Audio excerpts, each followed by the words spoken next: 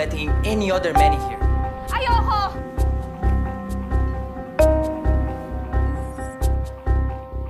Get rid of her! Right now! She's my baby. I go, she will go also.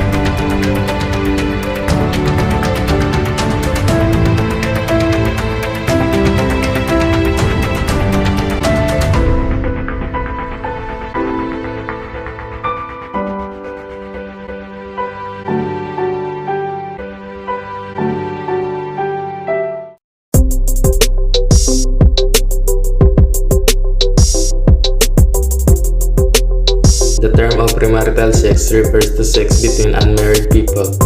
There has been an increase in the prevalence of premarital sex in developed and developing countries alike. Virginity has historically been associated with premarital sex in some cultures. Premarital sex, on the other hand, can refer more than one instance of sexual activity or more than one sex partner, as opposed to the singular concept of virginity. Traditionally, premarital sex has referred to sexual intercourse within a heterosexual romantic relationship that eventually led to marriage. This definition emphasizes both the timing of the first sexual intercourse, that is before marriage, and with whom one engages in sex, that is future spouse. Recent trends toward delayed marriage and increased non-marital cohabitation, as well as broadening sexual scripts among young people, however, have altered the concept's contemporary meaning. Today, in modern perspective, premarital sex generally refers to vaginal intercourse in which an individual engages, often within a series of monogamous relationships, before he or she eventually marries. Based on the result of the 2013 Young Adult Fertility and Sexuality Study, or YAFS, conducted by the University of the Philippines Population Institute, or UPPI, and Demographic Research Development Foundation, 1 in every 10 Filipino teenage 15 to 19 years old is already a mother. Further, 2.6% of Filipino teens in the same age group are already pregnant with their first child, while 13.6% have begun childbearing. Aside from teenage fertility, it is also worth noting the sexual behavior of today's youth, aged 15 to 24 years old. Among the males, 3 out of 4 have ever watched pornographic movies and videos, while only 2 of 5 females have done the same. In terms of engaging in premarital sex, or PMS, more males have engaged in PMS at 35.5% compared to females at 28.7%. As today is the age of social media, majority of the female Filipino youth, 56.0%, have social networking account, while only half of the males have an account. However, very few have a personal blog at 2% each for both females and males.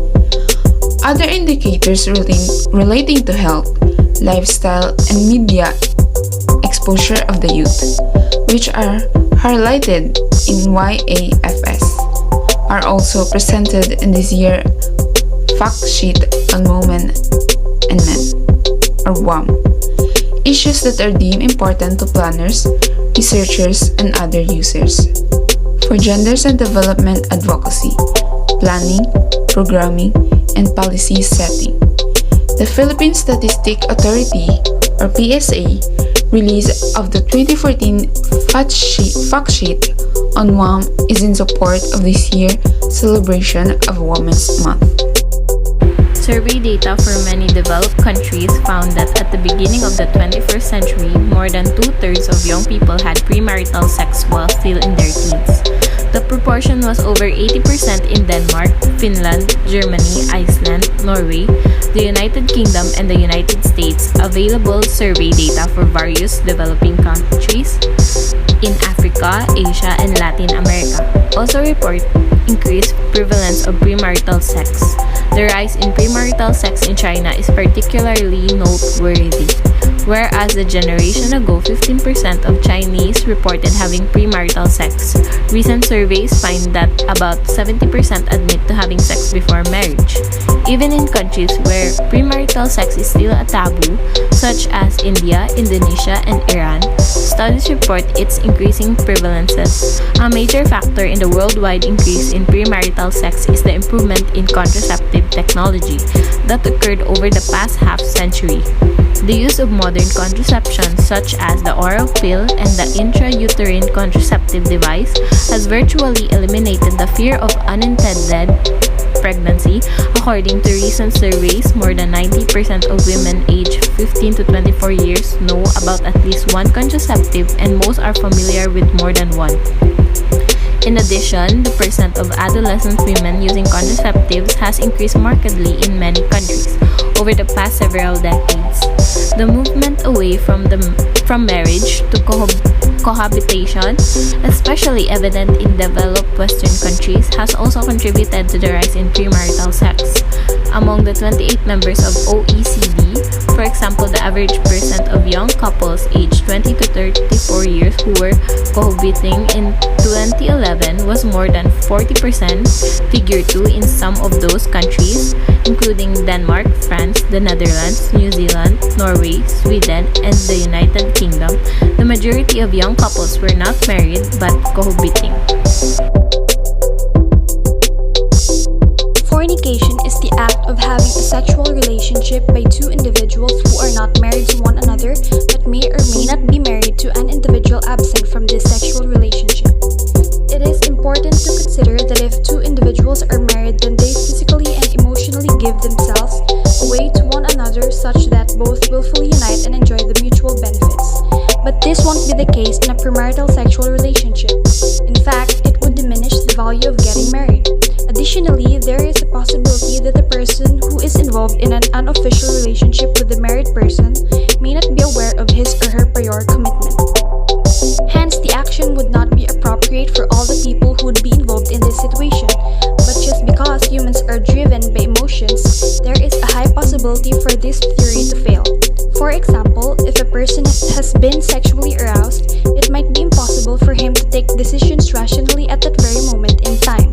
Premarital sex in a serious relationship might become the driving force in making a relationship last longing. Sense perception might be another deterrent. For example, if a child has witnessed all his others being involved in a premarital relationship that ended up being successful and turning into a marital relationship, then the kid might not have any reason to restrict himself from going ahead with such a relationship. It suggests that consequences are vital to seeking a resolution for a moral dilemma. Virtue ethics, however, will be independent of the background of the situation and its consequences. In fact, virtue ethics would consider the characters of the person carrying out the action. Although these theories vary to a greater extent, they can be used during moral dilemmas. Additionally, they will be affected by the varied ways that people employ knowledge in the decision-making process. It is important to consider that if the two individuals are married, then they physically and emotionally give themselves away to one another such that both will fully unite and enjoy the mutual benefits. But this won't be the case in premarital sexual relationship. In fact, it would diminish the value of getting married. As for adultery, I feel that I feel that it would evade the requirement of universality that Kantian deontologist demands. This is because if a person has an extramarital sexual relationship, there would be a breakdown of trust between the married partners. Additionally, there is a possibility that the person who is involved in an unofficial relationship with a married person may not be aware of his or her prior commitment. Hence, the action would not be appropriate for all the people who would be involved in this situation. But just because humans are driven by emotions, there is a high possibility for this theory to fail. For example, if a person has been sexually aroused, it might be impossible for him to take decisions rationally at the very moment in time. But just because humans are driven by emotions, there is a high possibility for this theory to fail. Another limitation can be reasoning, due to which the theory might fail. Premarital sex in a serious relationship might become the driving force in making a relationship last longing. Also, in the case of extramarital sex, what if the sexual activity outside the married relationship is taking place with approval of both the partners? In this case, no one is harmed. Ethical resolution. Sex in itself is not wrong at any age, but premarital sex may harm the mental development of adults in several forms. Premarital sexual experiences many at times leads to misconception that sex is to be enjoyed at whatever ways possible. Forced premarital lovemaking will lead to mental depression and dilemma. Another danger is possible exchange of diseases, as premarital partners may not be aware of diseases that spread through intercourses. Getting pregnant through premarital sex is another disaster. Emotional imbalance and guilt feeling could be the result of most premarital sexual affairs. Premarital sex is not approved by any modern society. Yet, stories of adolescents, fathers and mothers come out largely, especially from the highly civilized European nations. Modern lifestyle has opened multiple opportunities for boys and girls to interact closely and deeply in public and private. They have ample chances to experiment with sexuality, which they witness through internet and television. Law can only treating people, can never make them to not do something. The most effective way to defending premarital lovemaking is spreading awareness of healthy sexuality among children. Awareness of healthy sexuality is not at all the knowledge of safe sexuality. Train them to mingle with opposite sex in a mature way. Inspire them with mutual respect between man and woman. From the very childhood itself, a baby should learn to accept people as men and women, the equal partners of life on earth, not as objects to fulfill lusty wishes and ambitions.